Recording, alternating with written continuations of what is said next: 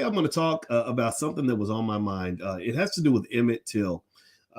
Not too long ago, I mentioned that Emmett Till had a father, and his father's name was Lewis. And I talked about it a little bit on Instagram, and it really offended a lot of people. And I want to kind of dive into that and why Black fathers matter, and whether or not we as a community have been trained to forget about the importance of fathers. And we're going to break this down for you. So get comfortable, buckle up your seatbelt. We're going to get started on drboycetv.com right now.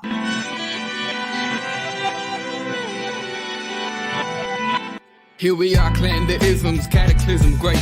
Our people out here struggling, trying to make it in this state. Everybody out here doing it, but we the ones too late. Now family, we the ones who gotta delegate. Get that money in the power, never be fake. Stick to cosign for 3. What did he say? Create jobs, support our own.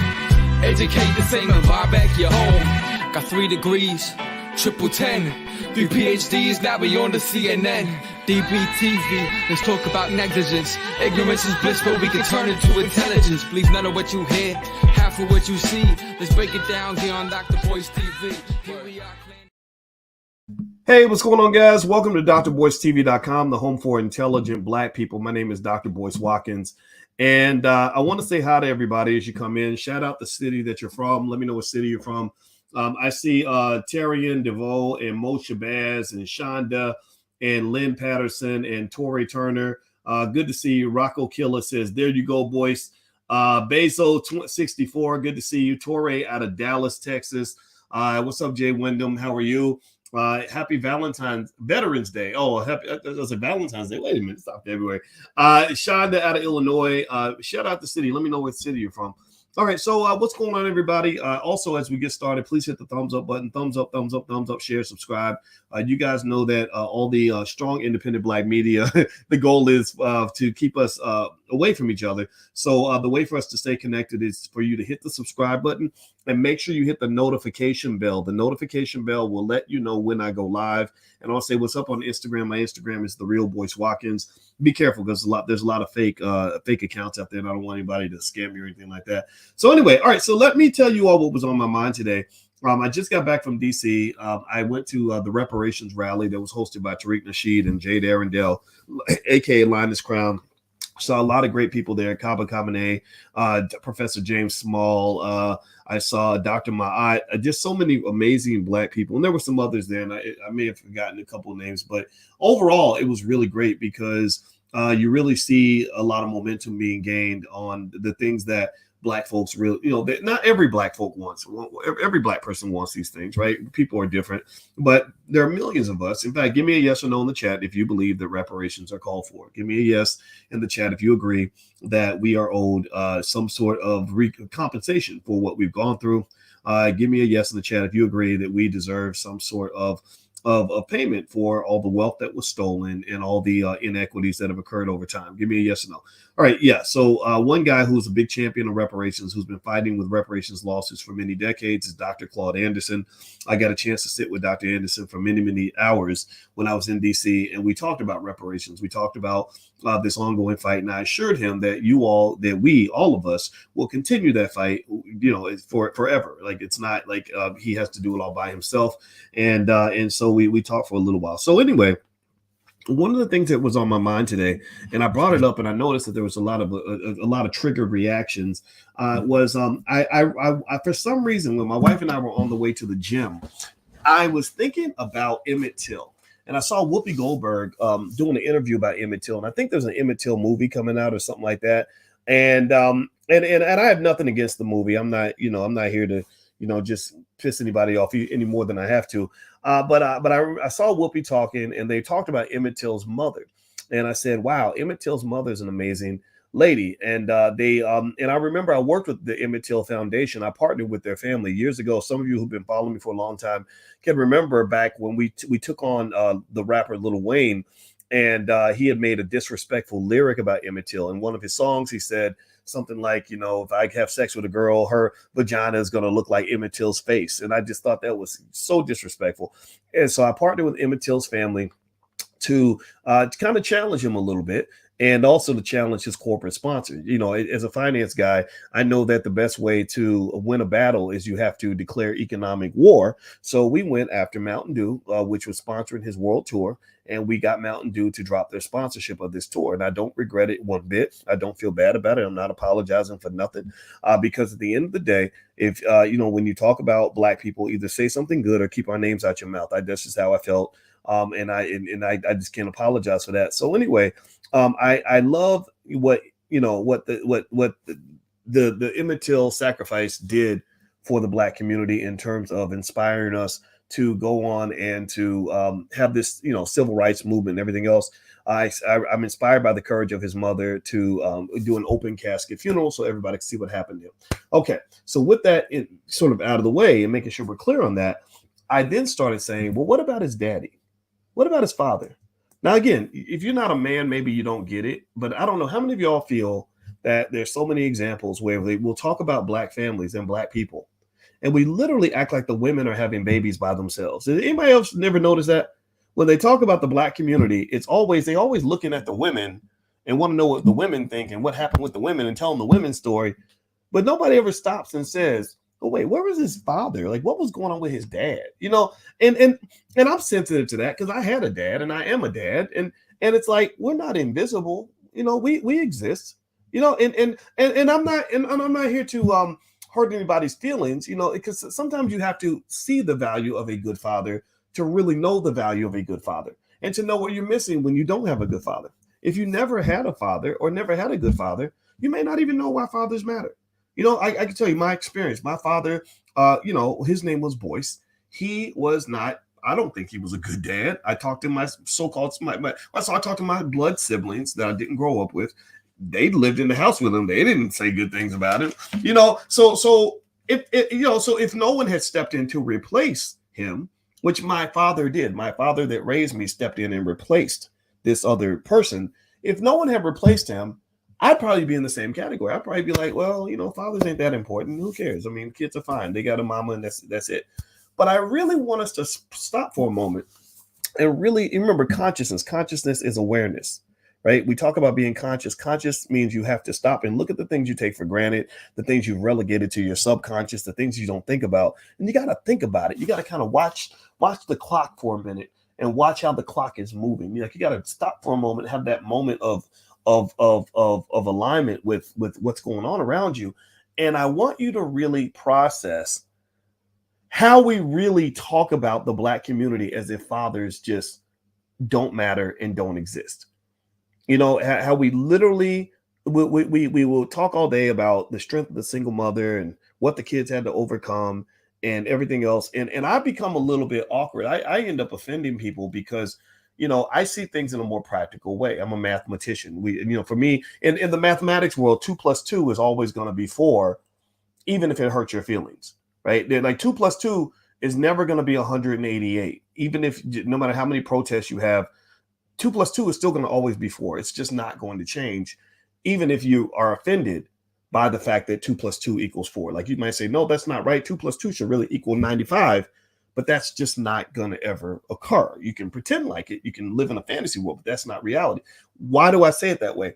Well, because a lot of times we get to the point where we want to believe that a child who has no presence of a father in his day-to-day life, I'm talking about a man in the house, waking you up, telling you to go to school, giving you daily advice on a regular basis. I'm talking about, I shout out to all the weekend dads, shout out to the fathers that are involved with their kids, shout out to people that are making it work, right? Non-custodial, I get all that. I understand. Relationships are complicated. Sometimes it ain't your fault. But that ain't the same. I'm sorry. I just have to tell you, on behalf of all those who had both parents in the house, it ain't the same. My father visiting me once a week wouldn't have been the same as having him up my ass every single day. It just wasn't. It just wasn't. I could have got away with a whole lot more if I only had to see my daddy once a month. I could have got away with a whole lot of shit that I was trying to do when I was 16. Right. So here's what I kind of want you to process for a moment. Right? And I want you to process it in a way where we don't spend our time getting offended because a Black man is saying these things to you. Can I say these things and still be loved? Can I say this? Give me a yes. I need us to be conscious, and give me a yes if it's okay if I say this. And even if it's not quite in alignment with what you believe, we can still hear each other. Give me a guess. I'm going to ask you a basic question. Why is it that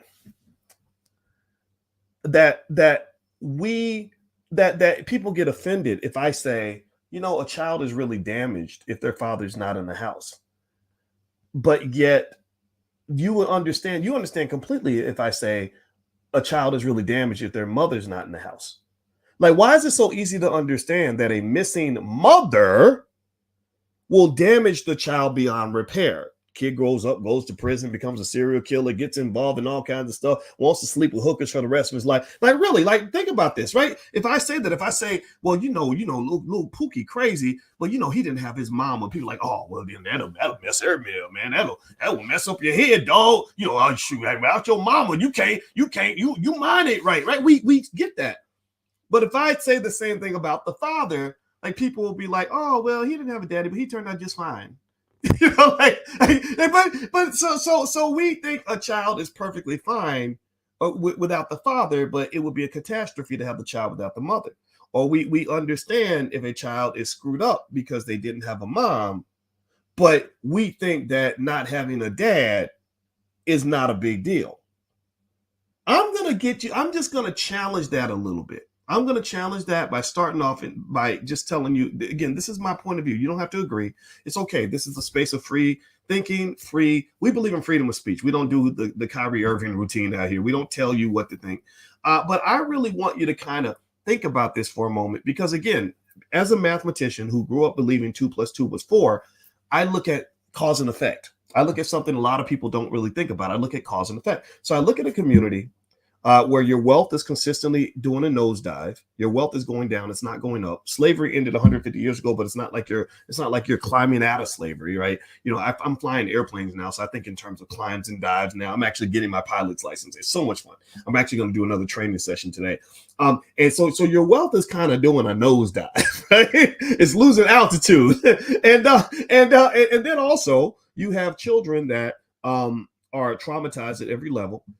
You have little girls and boys, who are being molested and ended up in the street and just ended up in tough situations. Mothers taking care of kids, God bless them, taking care of several kids by themselves.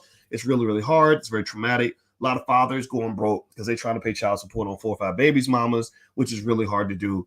Even if you're a millionaire, that's still hard to do because they just charge you more money. And then on top of that, it sucks because you pay all this money and then your kids don't even like you that much. Like, it's kind of chaotic. Would you agree with me that kind of the black family is like a little bit in disarray? Like, how many of y'all agree? I look at it and you ever cringe when you hear about a situation like I heard a guy. There was a guy that it was actually a baby daddy to a young lady I used to mentor.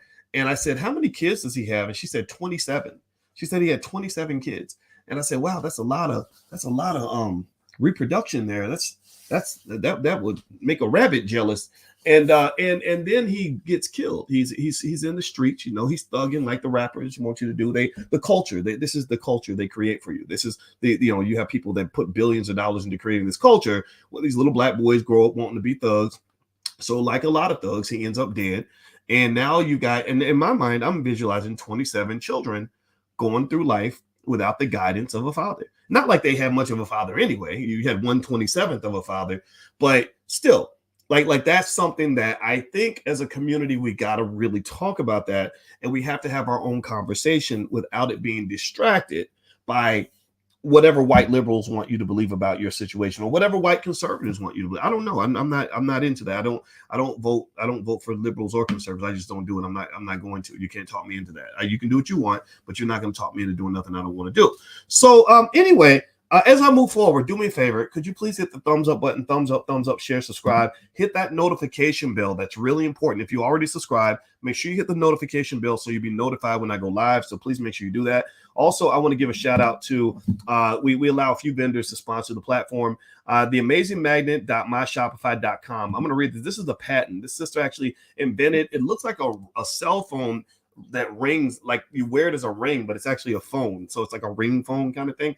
And that's her website. And her patent number is 863-4886. And they want to attract major technology change such as Apple, AT&T, etc., for the sale of new upcoming patented technology, telecommunications product conception. So that's the URL. If you want to go take a look at theamazingmagnet.myshopify.com, feel free to go take a look. And also, if you want to sponsor a Dr. Boyce shout out to help us support the platform, but also will support your business, just go to drboycefinance.com. The URL is right there on the screen, drboycefinance.com. Okay, so because I'm a finance guy, and later on, by the way, I am going to come back and talk to you guys about the stock market and all that. I just wanted to talk about this because I think that you have to really, and I've explained this, but I want to make sure I keep on explaining this to you, that you can't talk about Black wealth without talking about Black family structure. Every study that I could ever show you on earth shows you that when people work together as a team, when you, AKA a family, you're going to typically have more wealth and more financial security than if you don't have a family. The best way to think about, one way to think about it would be, think about when you were little. Anybody ever grow up in a neighborhood where you knew that family, that where every kid, the kids in the family had like 8 brothers and sisters? You know, like maybe you grew up down the street from the Wayans family and there was like 10 of them. You know, did you ever think about what happens when one of those kids gets beat up? What happens if one of those kids goes to school and somebody tries to bully that kid? Like what's going to happen to one of the Wayans kids if somebody, you know, beats them up after school? You think it's just going to happen? It's not going to be a big deal? What do you think? No, the whoever decides to pick on a Wayans kid is going to get that ass beat for like the next 5 years. Like you're going to have people coming after you forever. So people will say, "Oh, I'm not messing with the Wayans kids. They got too many of them. There's too many of them." Right? So ultimately, family makes a difference. Family is like a gang affiliation. Gangs, collectives, groups, animals running gangs, animals running packs, right? So groups have strength. If you operate as a group, then you can accomplish things that you cannot do as an individual. So the way to disempower a group of people and to make them poor and to make them weak is to keep them divided. So they never operate as a group. And the way to gain strength is to operate as a collective. So your family is part of your first collective. Mother, father, bunch of siblings, everybody's on code. Nobody's getting bullied after school because if one of the kids gets bullied, all their siblings will be out there ready to tackle that ass, right? So ultimately, wealth kind of operates the same way. So when you have family structures and you get together, you make a baby, you know, 2, 3 kids or whatever, and then the father and the mother divide, and then the family's kind of divided, then you have vulnerabilities, you have loopholes. So for example, again, because I know that 2 + 2 is 4, and because my father also was a cop, he would tell me he worked in the crimes against children unit, which was so disturbing that he had to get therapy. Every cop I know who worked in the crimes against children unit, where they had to constantly see kids getting molested, kids getting abused, terrible things, you know, raped and murdered. I mean, just terrible things that would happen to these children. They had to go, the cops have to go get therapy. And so God bless the officers that do that job because it's hard to do. Well, one thing that I saw, and every cop I've talked to confirmed this, that one of the number one reasons that a lot of young girls get molested in the Black community is because their mother has a boyfriend that is, you know, doing things with the kid that the mother doesn't know about. And so ultimately, and or may even be something not quite as dramatic. It might just be that man beating up your son because he doesn't like your son, because that's not his son. A man does not typically beat up his biological son, but studies actually show that there can be hostility formed between a man and his non-biological son. And even on the deep, if you really want to go deep with it, they actually say that non-biological son reminds him of the man that you used to sleep with. So there's like this competition, this animosity, this abuse that can come out of that. And this is true. Go watch the movie Baby Boy and you'll understand that. That was a really great example by John Singleton of what can happen when the son sort of forms this really awkward, unnatural bond with the mother, and then another masculine male comes into that territory. Next thing you know, this man is standing at the refrigerator butt naked drinking Kool-Aid. Y'all remember the movie, right? And the son is mad. The son don't like it because he's territorial, and the man's annoyed because the son is like, your son is 24 years old. He should be out of the house. So all these weird dynamics happen largely because from the beginning, we kind of aren't able to quite do it right. You know, we things happen, things go wrong. I'm not judging. I'm not telling anybody that you're wrong. I'm just saying that I'm going to lay out a fundamental premise that I'll believe till the day I die. And you don't have to agree with me, but I believe that children tend to be better protected when their biological father is around, when he's around every day and involved in their life. Now, why he's not there, you could talk about, you could debate that till the cows come home. But I think that is a premise that I hope that we can agree on. All right, so let me bring it back to Emmett Till. Okay, you guys know how I operate. I got to give you the whole breakdown. I can't just like sort of give you the quickie version. I got to really explain this to you so you understand where I'm coming from on this. So with Emmett Till's father, and this really pissed people off that I actually looked up his father, and I was literally on Instagram. And I said, he had a father, and people act like his father didn't exist. Let me tell you about Emmett Till's dad. Emmett Till's father's name was Lewis. Lewis was a man who married his mother when he was 18 years old, and then they gave birth to Emmett. Apparently, I guess he had a girlfriend or something, and the wife didn't like it. So there was a domestic violence incident, according to what I read. Maybe I think he choked her or something like that, and which obviously inappropriate, right? All guys listening, I don't think a man should ever put his hands on a woman for any reason. If she's getting on your nerves, you got to just learn how to walk away. And I know sometimes people will drive you crazy and make you mad, but I don't believe that a man should be putting his hands on a woman. But that's what happened. So he then goes to jail. He gets arrested, and when he gets arrested, the judge tells him you can either go to jail or you can go into the military. So he goes into the military. Well, while he's in the military, he was in, I believe, Italy, and he was accused with another black man of I believe, something pretty bad, like raping and murdering a lady in Italy. Now, the thing was, the trial didn't really wasn't a good trial. He didn't have any evidence presented to defend him. His lawyers were pretty crappy. And he even after he got locked up, he kept saying he didn't do it. He claimed that he was innocent. And so anyway, the government ended up putting him, sentencing him to death. So from what I understand, he was then eventually killed. Right. So what I thought about was, I said, so what the scenario was, and this is a scenario that does, kind of present itself in the movie, I imagine, is that you have this single mom who is doing the best she can. Right, dad's gone for whatever reason. You're sending the child down south. Maybe it's because he wants to be down south. Maybe it's because it's just a summer vacation, or it could also be because maybe she's working a lot and needs some help. Right, most single moms I know that have kids, they need help, they need support. So a lot of times when that second parent isn't there, it becomes a grandparent or becomes an auntie or a cousin. Right, other people step in, and they end up helping with the child. So Emmett goes down south. The situation happens with this white woman. An angry mob of white men get upset, and they eventually kill him. Now, what I laid out, and I wasn't necessarily saying I know exactly how this played out, and I'm not armchair quarterbacking any of this, but what I was kind of asking was, I said, I wonder what would have happened if things had worked out and his biological father was still around. I mean, his biological father was a strong man. He was a military man. I believe that children with their biological father around tend to be more protected. Maybe if his father was in the house, his mother wouldn't have had to send him down south, where, because the South was very dangerous at that time, right? So, a lot of people left the South to go north in order to be safe. So maybe that things would have been different, because I can tell you this. Here's what I'm gonna lay out something that probably sounds kind of old fashioned to you, because I think that we've gotten so used to thinking of the Black community as a community of broken families. But let me tell you a little bit about our household growing up. My father, who was a military man and a police officer, he was my father that raised me. He wasn't my biological father. My biological father, prison, drugs, all that crap. Didn't really get to know the guy. But the father that raised me, had guns. He was a very strong man. He did not allow us to really go hang out at other people's houses like that. He didn't allow us to go and be gone for the whole summer, because he was a cop.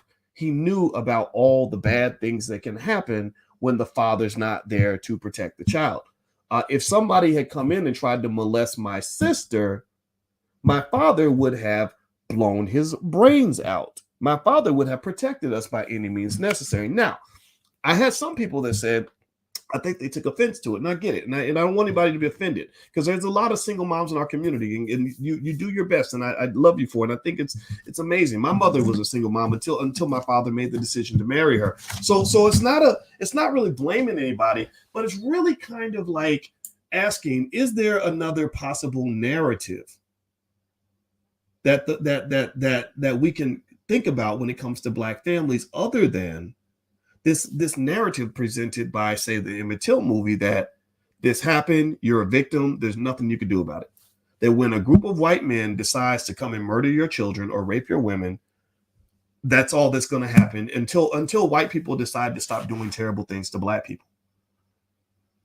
That narrative that offends me a little bit. That offends me. And I had some people that said that even if his father had been around, that wouldn't have stopped him from getting killed. Maybe not. Maybe you're right. But I do think this. I think that it's a little bit white supremacist of you to believe that whenever white men decide they're going to go and kill a Black man's child, that there ain't nothing Black men can do about it. And also it would be naive of you to believe that every Black person who got killed just sat there and said, well, you's white, sus, so get to choking me, get to beating me, son. You ain't nothing I can do to fight back. See, people don't understand this. If you go back to Black Wall Street, and there's a brother named Cody who does a great tour of Black Wall Street. He runs the Black Wall Street Liquid Lounge in Tulsa. He's actually joining us in the Black Business School because he told me stories about Black Wall Street that you never hear. And the story that he told was that the men in that community came back from the war. These men had guns. These men were killing the white men as they were coming to town to harm them. They weren't sitting around saying, oh, well, I hope that they don't come get us. The thing is, the white man is not the boogeyman. He's not some invincible monster that you can't stop. So this idea that Emmett Till having a father would have made no difference in him being killed is a white supremacist narrative, in the sense that I don't see white people ever feeling like they can't protect their children. I've never seen that. I really don't see it. I don't see Jewish or Asian people saying, well, you know what? If the government don't protect our children, then nobody will. Right? The government, we need the government. What are you talking about? Like, first of all, the government did kill Emmett's father, by the way. I mean, maybe he was guilty, but I don't know. He didn't even get a good trial, so you don't know that. Right? But this idea that you can't even protect your kids, that you are subject to a community that is 90 or 70 something percent or full of like these households where the kids don't even have a father in the house every day. I don't think it has to be that way. I just really don't.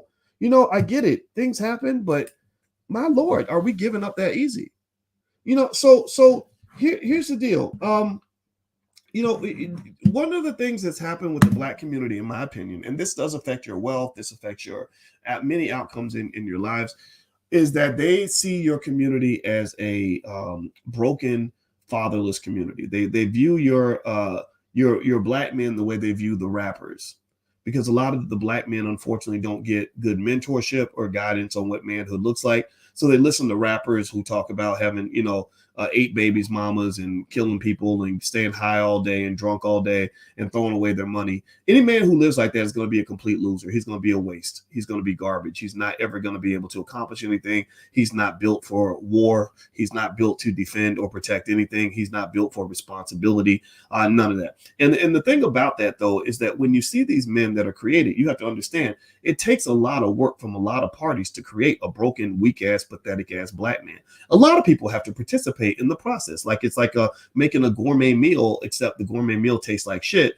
But it takes a lot of ingredients to do that. So first of all, you need white supremacy. You need a hip hop music industry controlled by a bunch of people who are not even Black, who are paying billions of dollars to mass promote messages of Black, of complete broken Black masculinity, where the men are just literally ignorant and incapable of accomplishing anything. You really need that's one ingredient. The second ingredient is that you need some fathers who don't necessarily want to take accountability and don't have the courage to actually take responsibility for anything or anyone, and don't want to actually grow. And then you need some mothers who also are okay with that shit. You need some mothers who are strong Black women who don't need no man, or maybe treat their sons like their husbands, or maybe allow their sons to grow up without any accountability, and treat him like a baby at the age of 25, so that he ends up getting with another woman, and she did not get a grown-ass man handed to her. She got a baby handed to her. So some woman, you dump your little weak ass, unaccountable son who's completely irresponsible. You dumped him on another Black woman who's going to sit around and have the same problems you have, because this culture is intergenerational. These cycles continue. These cycles continue until you become conscious and aware and realize that all of us are guilty in this game. Every single one of us.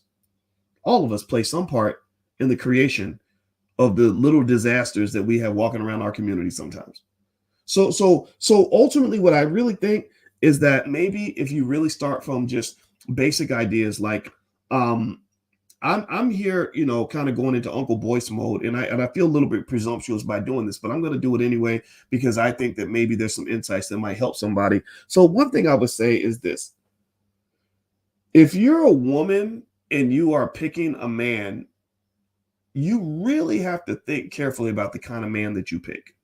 And then you also have to think carefully about the kind of woman that you are. Who taught you womanhood? Who taught you what a woman is supposed to do and how a woman is supposed to talk to a man, how a woman is supposed to conduct herself? And also, who taught you how to even pick a man?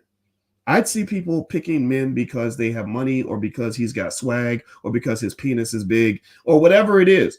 And literally, it's like insanity to me, because you really are punishing your children. Your womb is valuable. The keys to the universe lie within, between the legs of a Black woman. Like you literally give us all life, and you should be honored for that. But, that power of God, if it's used irresponsibly, then you can create a disaster that ends up ruining the lives of so many other people, starting with your child. So you, by you choosing to simply lay down with a man because he can give you a good orgasm, you might want to rethink that. You just might want to rethink it. I'm not second guessing anybody's sexual choices. My Lord, I would hate to do that. But I really think you got to understand, when you're getting your cues on what's normal from a society that is broken, busted, disgusted, and producing a bunch of pathetic, crazy weirdos, you probably need to understand that you got to get off the grid if you want to have something different. Unless you want your life to be just like the people on Love and Hip Hop.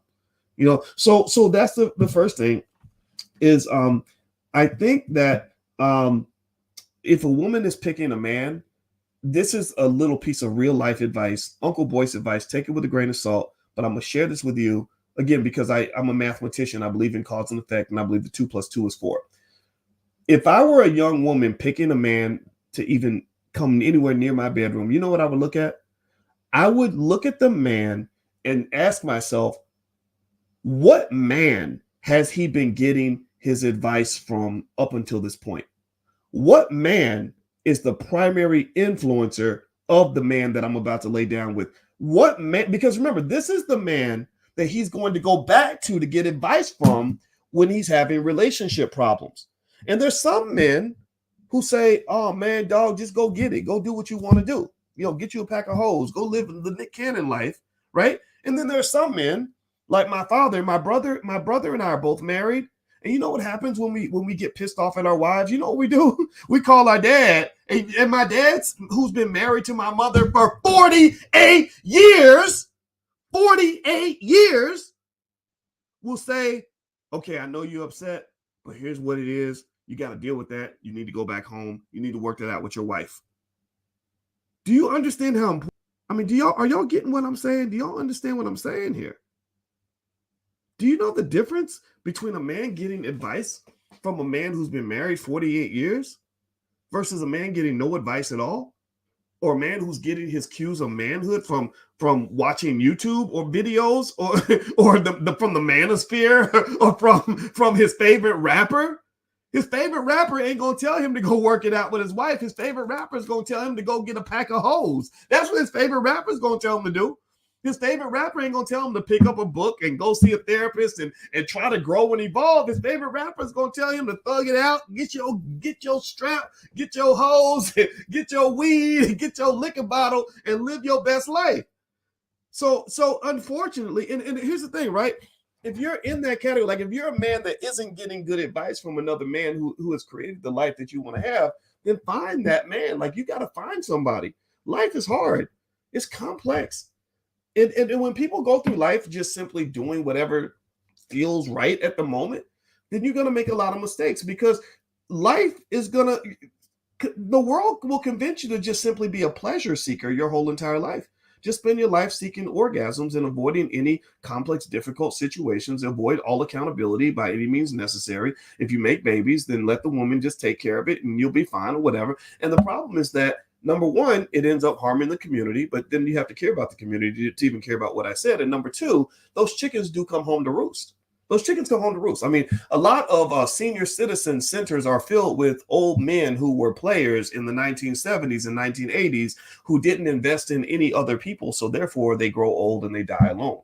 They have nobody that loves them enough to even come see you because you didn't invest in people. You just were investing in pleasure or whatever, or avoiding accountability at all costs. So you never built anything. That's the point. You never built anything. And in many cases, that lack of building isn't just in terms of family. It also will come in terms of wealth. That same guy who doesn't have any family also might be the guy who has no insurance.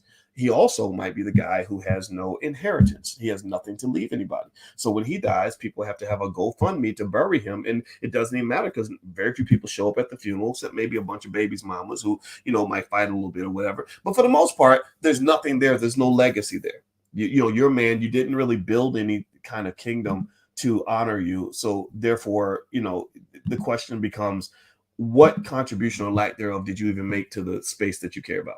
All right. So, but the thing is, though, I think it's really important when we're talking about rebuilding the families to kind of really talk about women too. I don't like it when you talk about these issues and you only talk about one gender. That was my only bone to pick when Kevin Samuels was here. RIP to Kevin Samuels. I didn't dislike what he said. I thought he actually made a good point in a lot of cases, but there were some times where I'd be like, why are we only talking about women? Why is every thumbnail a picture of a woman?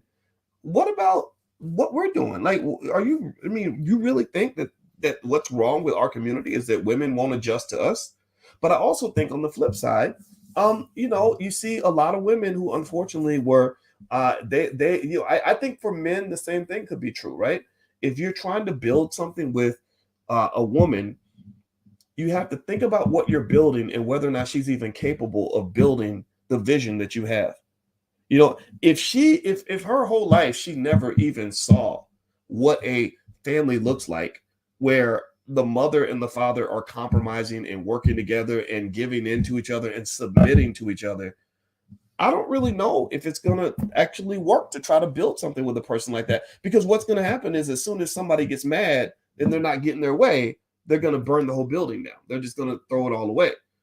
So I can say that one privilege I had was when I grew up and I saw my parents constantly submitting to each other. I would see my mother mad about something and saying, no, this ain't right, blah, blah, blah. And my father would be like, well, I ain't doing it. And then my mother would be like, well, okay. And the same thing would happen on the other side. My father would be like, oh, hell no. And my mother would be like, oh, you better do that. And my dad would be like, okay, all right, well, your mama said we got to do it, so we got to do it.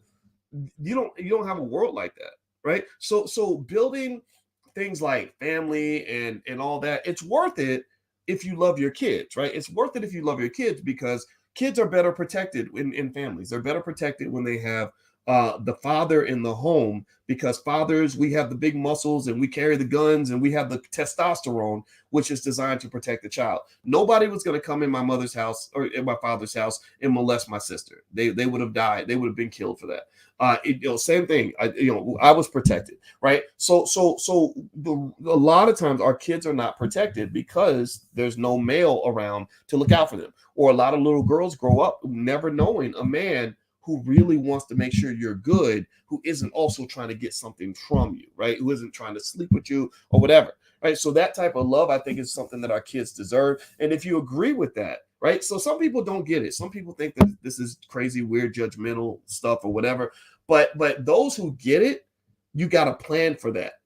And not only do you have to plan for that, you meaning when you have kids and all that, you got to plan for that, but you got to make sure you're planning with somebody who also is planning for that. And then also, in addition to that, it's hard, right? This is really hard. You not only do you have to plan for it with somebody who has the same plan, but you got to make sure that they even know how to make the plan. So think about it like building a house. I want to build a house, and I want to find somebody else that's going to help me build a house. Like your marriage, your family is your institution. That's your house. And I go to my homeboy and I say, or let's to make it make sense, let's pretend like my home it's a home girl, right? Because anyway. So I say, hey, let's build a house together. And she's like, yeah. And I'm like, yeah, if we build a great house, then we can be warm and we can have a place to live, we can have property. And she's like, yeah. So then I'm like, okay, all right, so I'm gonna bring some money. I read all the manuals on how to build a house. My parents have shown me home building my whole entire life, so I'm ready with the blueprint. And then let's say she says, well, I don't got no money.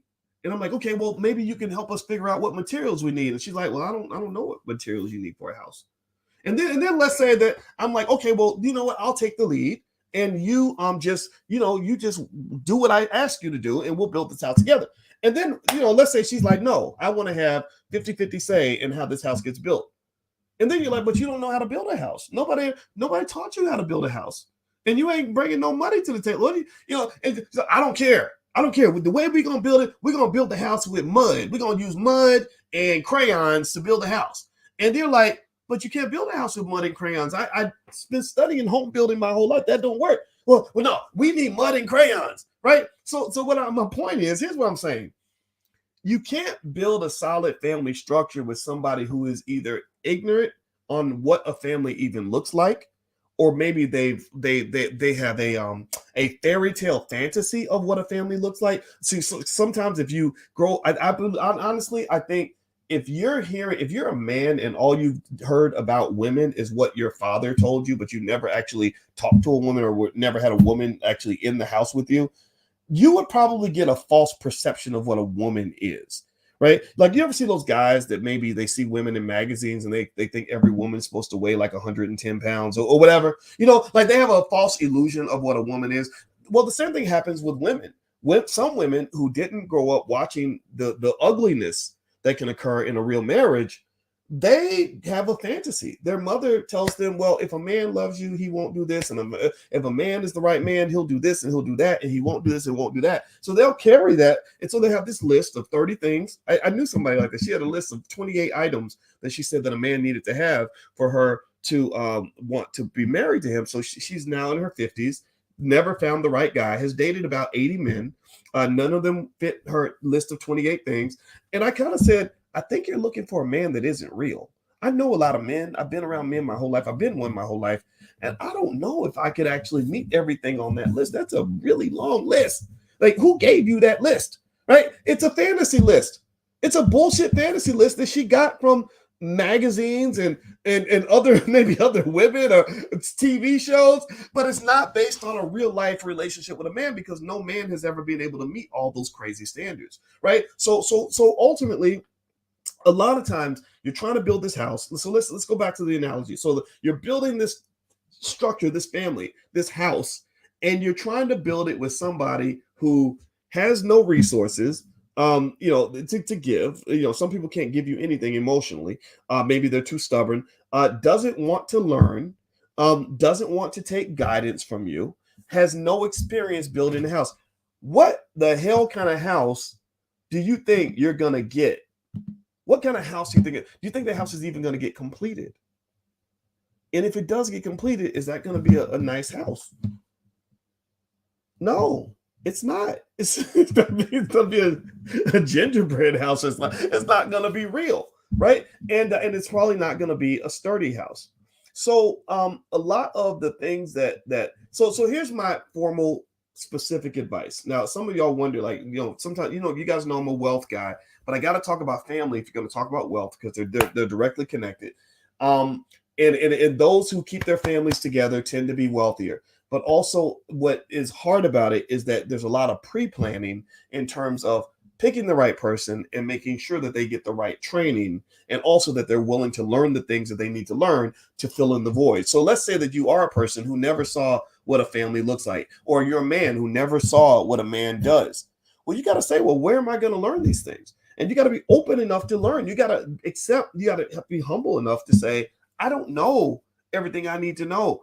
I'm going to go find some men that I trust who are living the life that I want to live. Like, so if I get married and my goal is to be married 40 years, I go find a man who's been married 30 years, 40 years, And that becomes one of my advisors. Like, okay, my wife is doing this. This is getting on my nerves. How do I deal with that in a way that's going to help me achieve this goal? The same thing is true with women. Women have to take counsel. Your single girlfriends are not good for you, because they're gonna help you avoid accountability. They're just gonna tell you that everything that he did was wrong and everything you did was right, and that it ain't your fault, and that you're a wonderful person, you're perfect just the way you are. They're gonna tell you all that crap that's gonna like probably keep you like unhappy for the rest of your life. I'm sorry, that's just what I've seen, right? I think that talking to somebody who has achieved what you want to achieve is a better way to get the advisement that you need. It's like if I want to start a multi-million-dollar business, I do not go talk to my friends who are broke. If I want to start a great company, I don't talk to people who haven't built anything or who have destroyed things in their life. So my first thought is, if you are my teacher on anything, I need to look at what you've actually done, and if it actually gave you the outcomes that I want from my own life. And then going back to that last point, this is so critical. I'm just thinking about this because this is all investing, by the way. This is all, I can link all this back to investing in financial theory. I promise you. It's because the biggest investments you'll ever make in your life are actually your time, your energy, your love, your peace of mind. Like, all these things are massive investments that you make in other people. And I see a lot of people making those investments in people because she has a big booty, or making that investment in a man because he's tall and handsome and fits some sort of image that you got out of a magazine of what kind of man you wanted, instead of really thinking about 5 steps down the road to say, okay, if my child is sick, is this the kind of man that's going to make sure my child gets what they need when they're sick? If we get a divorce, is this the kind of man who's going to insist on having a role in the life of his children no matter what? If we run into a problem as a family, is this the kind of man that's going to go bust his ass to make sure that the family's taken care of? And it's not, and the thing is, you can't even ask the person directly. Like, you can't say, so if this happens, what are you going to do? You could try that, but I've learned that you don't listen to what people say. You got to look at what they do, and you also have to look at what they learned, what they saw. Right. So if you never saw examples, like if you are if you're talking about some guy who just kind of thinks that men should just do whatever they want, and they never saw a man really committed to anything relationship wise for a long period of time, I don't know how you can think that man is ever really going to be committed to you. I just don't, and I think the same thing might be true. The same thing is obviously true on the other side too. If I'm trying to build something sturdy and solid, I would rather build that with a sturdy, solid woman who really is willing to do the work to actually do that. It's like if I want to run a marathon, like I run marathons with my wife, and the reason that I lost weight and finished the marathon is because my wife is a person who doesn't stop running. Now, if my wife was obese and didn't want to exercise, that would not be a good person for me to try to run a marathon with, because the minute I get tired, she's going to get tired too, and then we're both just going to give up. So get with people that want to run marathons. If that's what you want to do, emotional marathons. Like, if you are in it for the long haul and you really want to build a solid family and you want your children to benefit from that and to be protected, just know that there's a lot of sacrifice that comes with that. It ain't for the faint of heart. It's really hard to do, and it takes a lot of work, and you have to be committed yourself, but you also have to commit to someone who is also going to be committed, or you end up just doing it all by yourself. So anyway, that's my 2 cents. And I want to make sure that, just going back to Emmett Till, that my statement about the father is not something meant to be disrespectful of anybody. It's really to say that I think that if you're talking about the future of this community, we must include the men. So in politics, I know that the politicians, the Democrats, think that they can just get all the black women to go, wear chucks for Kamala and do all these other things that they do to support their politicians. But the men must be included in the narrative. You cannot act like the black man is not here, that he's not real, that he doesn't exist. We are here, we are present, we are powerful. But I also encourage men to use that power respectfully, use that power in a way that is giving, use that power in a way that is selfless, use that power in a way that's going to benefit someone other than yourself and other than your ego. Because a lot of this culture, this false culture they create, the rap culture that somebody else created that's getting all these guys killed, all that does is pour into ego. And that is a horrible way to be a leader. I would never trust a leader who leads with his ego. So stop thinking about yourself and start thinking about something bigger than yourself. If you do that, then you can become an asset to the community and not a liability. That's my 2 cents. That's what I believe, and I'm standing by it. All right, guys. Well, thank you for listening. It was great talking to you. Hit the thumbs up button, thumbs up, subscribe, share, all that stuff along the way. Also, we're doing some interesting things with stock options and stuff like that in the Black Business School. So if you would like to join us in any of that, just go to boycewatkins.com, or if you're on Instagram, you can hit the link in the bio. I'll come back in a little bit later and talk to you guys about what I'm seeing in the stock market. It's really an interesting time right now. And but for now, we're going to bounce on out. So have a good day. Love you. I'll see you soon. Peace.